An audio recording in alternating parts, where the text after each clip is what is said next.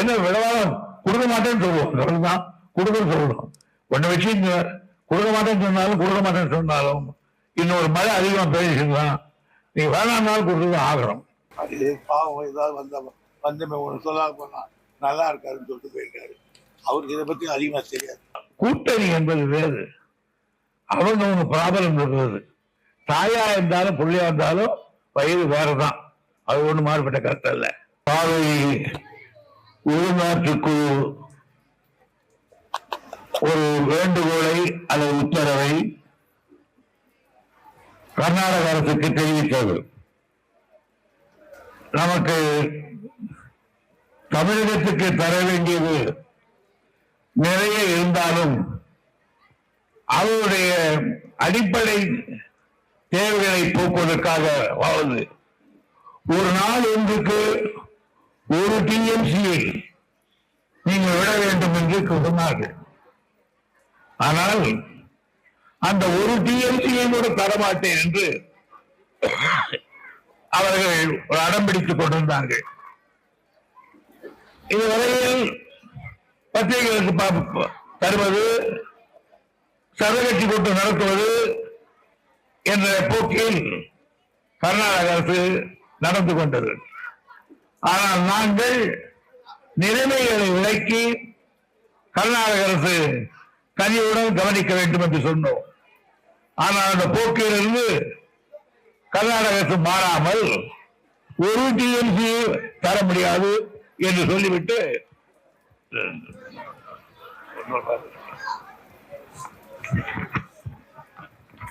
முடியாது என்று சொல்லிவிட்டு 8000 தருவோம் என்று சொல்லுகிறார்கள். அதாவது ஒரு டிஎம்சி என்பது 11,574 அது கூட தராமல் 8000 தருவோம் என்று சொல்லுகிறார்கள். கவிதையில் இன்றைக்கு தண்ணீர் பெருமளவு பெருக்கெடுத்து வந்து கொண்டிருக்கிறது. 20,000 மேலே அங்கு வந்து கொண்டிருக்கிறார்கள். ஆனால் அவற்றையெல்லாம் அவர்கள்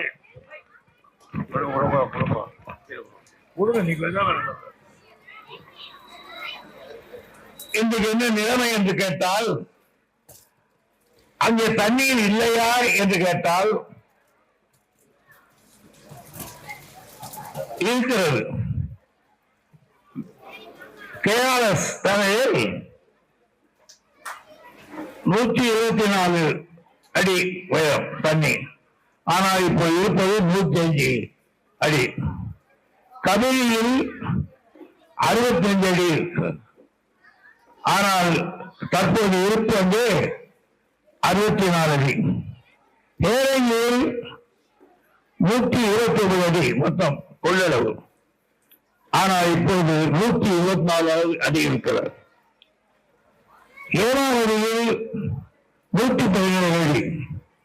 அங்கே இன்றைக்கு 90 அடி தண்ணீர் இருக்கிறது.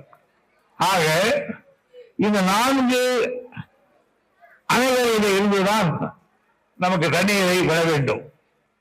ஆனால் அதற்கும் குறைவாக நாங்கள் 800 தான் தருவோம், 700 தான் தருவோம் என்று சொல்லிக் கொண்டிருக்கிறார்கள். இதுவரையில மேட்டூர் அணைக்கு அவர்கள் 15/7 இன்றைக்கு வரையில் நிலவரப்படி மேட்டூர் அணைக்கு 4047 கனஅடி தான் வந்திருக்கிறது. இது குறித்து நேற்று மாலை நம்முடைய முதலமைச்சர் அவர்கள் பேசினார்கள். இன்றைக்கு நிலைமை என்ன என்றால், தண்ணீர் அங்கு மிக வேகமாக வந்து கொண்டிருக்கிறது. மேலும் இவ்வளவு பெறுகிறார்கள் என்று பார்த்து அடுத்த நடவடிக்கை என்ன இருப்பது என்பதையும் நான் இன்றைக்கு முதலமைச்சர் அவர்கள் தொலைபேசி எதிர்பார்த்துக் கொண்டிருக்கிறேன். சென்னை போன்ற பொழுது அதை ஒட்டி நடவடிக்கை எடுக்கப்படும். அதைத்தான் நான் சொல்றேன். ஏன்னா இப்ப அனைத்து கூட்டம் தண்ணியை விட்டு ஆகணும், கட்டி வைக்க முடியாது தண்ணியை. ஆகையால் முதல் அனைத்து கட்சி கூட்டம் கூட்டுவதா இல்லையா, அல்லது நானே அவருடைய கடிதம் எழுதுவதா, உள்நாட்டு குழுக்கு நேராக போய் செக்ரட்டரி விட்டு சொல்வதா என்பதை முதலமைச்சர் முடிவுதான் எடுப்பார்கள். ரொம்ப நாம ஏற்கனவே பண்ணிட்டு இருக்கோம்.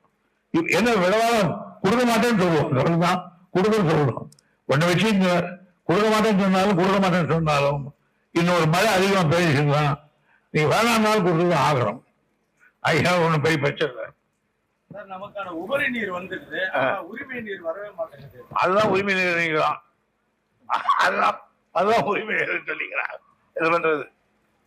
அதே போல நேற்று எதிர்கட்சி தலைவர் எடப்பாடி பழனிசாமி காட்பாடியில் சொல்லிட்டு போனாரு, இந்தியா கூட்டணியோட அங்க வகிக்கிற திமுக முதலமைச்சர் மு.க. ஸ்டாலின் அந்த முதலமைச்சர் பதவியா அதிகார பதவியும் தான் பாக்குறாரு.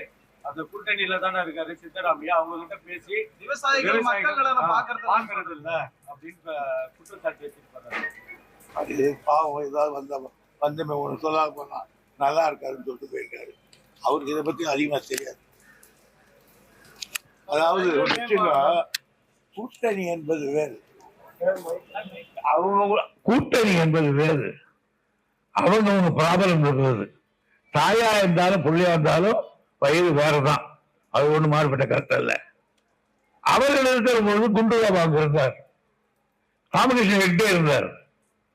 அப்பெல்லாம் அப்படியே சொன்ன உடனே மன்னர் திறந்து விட்டாங்களா? இந்த காவேரியுடைய வரலாறு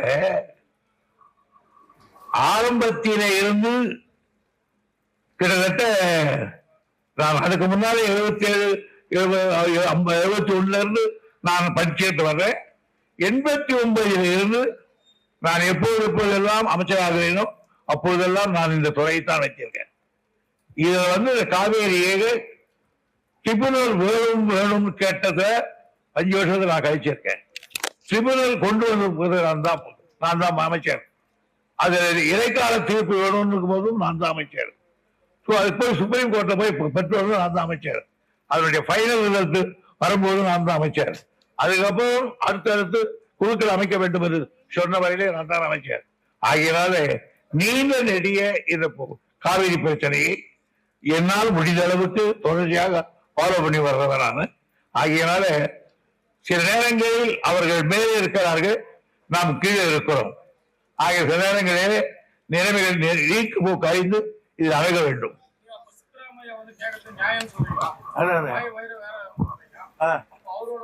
ஆமா, நாம சொல்றது சுப்ரீம் கோர்ட்டு தான் சொல்லணும். சொல்லுது சுப்ரீம் கோர்ட்டே மதிக்க மாட்டேங்கிறாங்க. என்ன பண்ணுவீங்க? தடுப்பணை முடிஞ்சது, இன்னைக்கு இளையஞ்சாத்து அடிக்கல் நாட்டுறீங்க. மீதமுள்ள தடுப்பணைகள் எப்ப சார் அடிக்கல் நாட்டி முடியும்?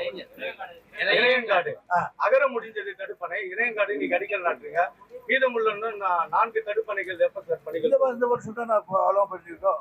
பைனான்ஸ்ல எப்பவுமே பட்ஜெட் படிச்சுட்டா அது பைனான்ஸ்ல போய் கிளியர் ஆகிவாங்க. அது பாதகம் செய்பவரை கண்டால் நாம் பயங்கொள்ளலாகாது பாப்பா. மோதி மிதித்து விடு பாப்பா, அவர் முகத்தில் உமிழ்ந்து விடு பாப்பா. அண்மை செய்திகளை உடனுக்குடன் தெரிந்து கொள்ள இணைந்திருங்கள் இயம்நாடு தொலைக்காட்சியுடன்.